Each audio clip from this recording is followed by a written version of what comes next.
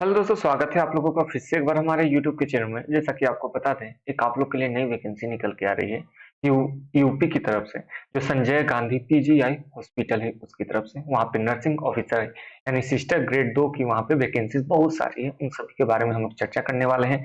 Syllabus, selection process, post, salary, age क्या होने वाला है, इन सभी के बारे में हम लोग चर्चा करने वाले हैं।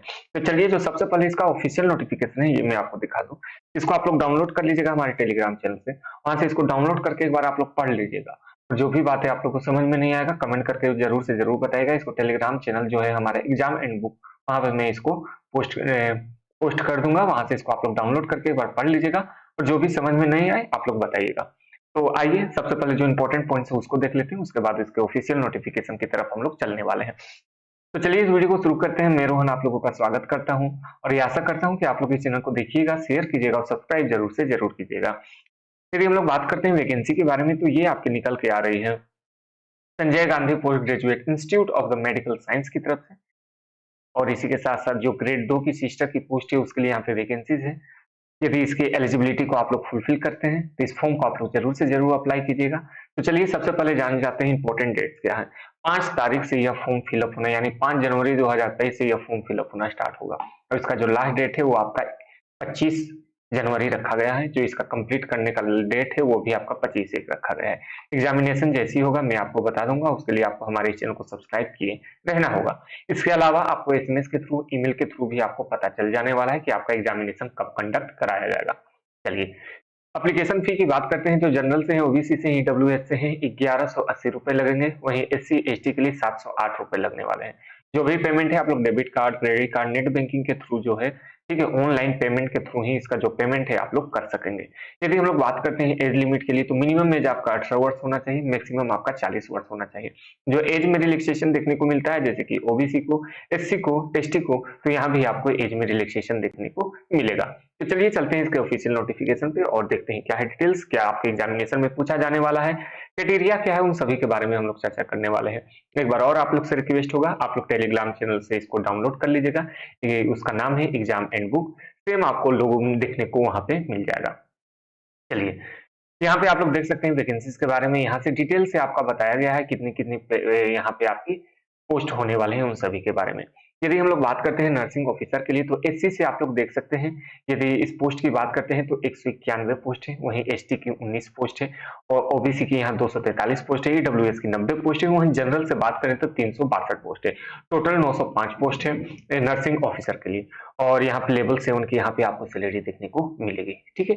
और यहाँ जो दिव्यांग के लिए है, यहाँ पर भी उन्हें कुछ, यहाँ पे हॉरिजेंटली यहाँ पे उन्हें कुछ, यहाँ पे आपको जो सीट से इतना आपके लिए रिजर्व हो सकता है। इन सभी को आप लोग देख लीजिएगा, ठीक है।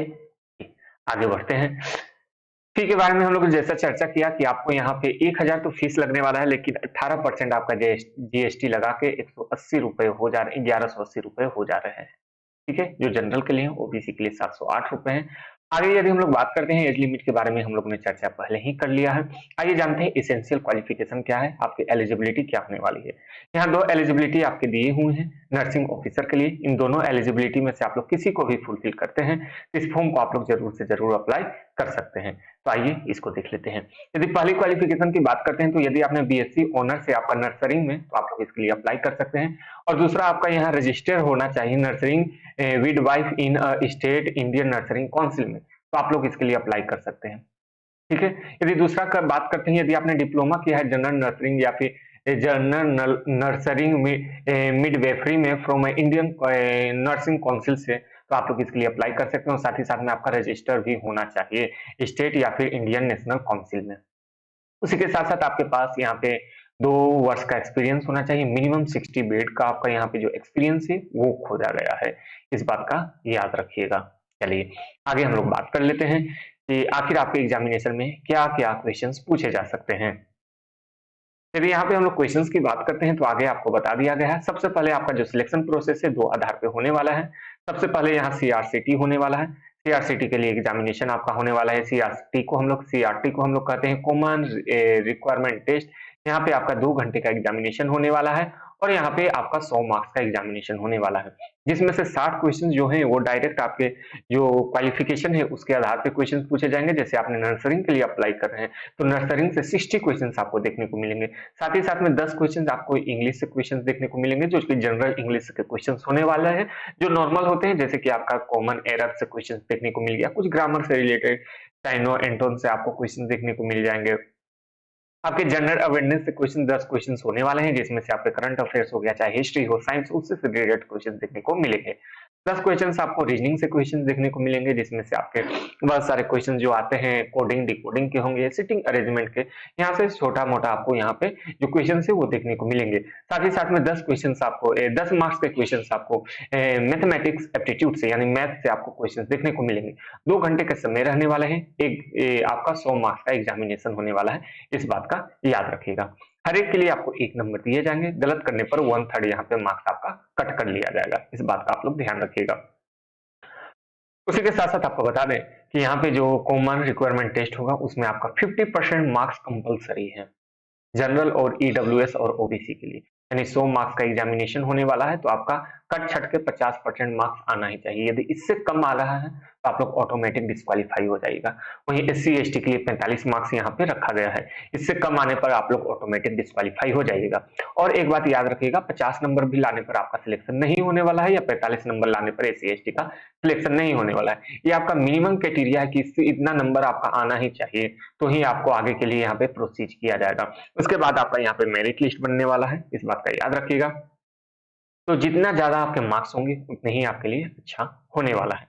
फाइनली आपका फिर मेरिट लिस्ट बनने वाला है, जो जो यहाँ पे आपके जो टेस्ट होंगे उसके साथ साथ किसी का यहाँ पे यदि स्किल टेस्ट के लिए आप लोग एलिजिबल होंगे तो यहाँ पे आपका स्किल टेस्ट भी यहाँ पे हो सकता है। तो चलिए यही था इस वीडियो में, आप लोग को यहाँ क्योंकि देखिए कुछ पोस्ट हैं जिसमें से आपके स्टेनोग्राफर के, पर्सनल पीए के लिए और लोअर डिवीजन के लिए भी यहाँ पे जो 9 पोस्ट आप लोग यहाँ पे देख सकते हैं उन सभी के लिए है। तो उन सभी के लिए यहाँ पे जो स्किल टेस्ट है वो होने वाला है। देखिए यहाँ पे जो 9 पोस्ट है वो उनके लिए है, जो चाहे वो पीए प्रोफेशनल असिस्टेंट हो, एलडीसी हो, उन सब के लिए यहाँ पे पोस्ट है। तो उन सभी का यहाँ पे आपका जो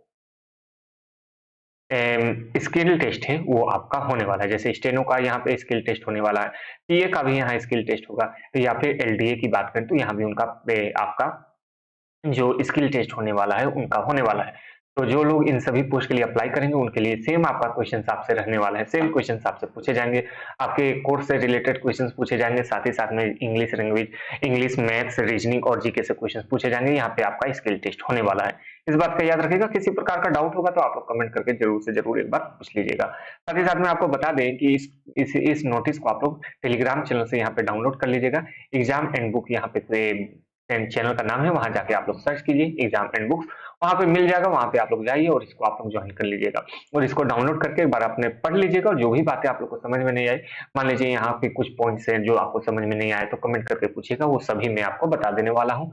आपको यह वीडियो कैसा लगा है कमेंट करके आपको बताना है। इंस्टाग्राम यूज करते हैं तो वहां आपको हमें फॉलो कर लेना है, सभी के लिंक आपको नीचे डिस्क्रिप्शन में या फिर हमारे अबाउट सेक्शन में आपको देखने को मिल जाएंगे। तो चलिए इस वीडियो को समाप्त करते हैं, आज के लिए इतना ही, थैंक यू।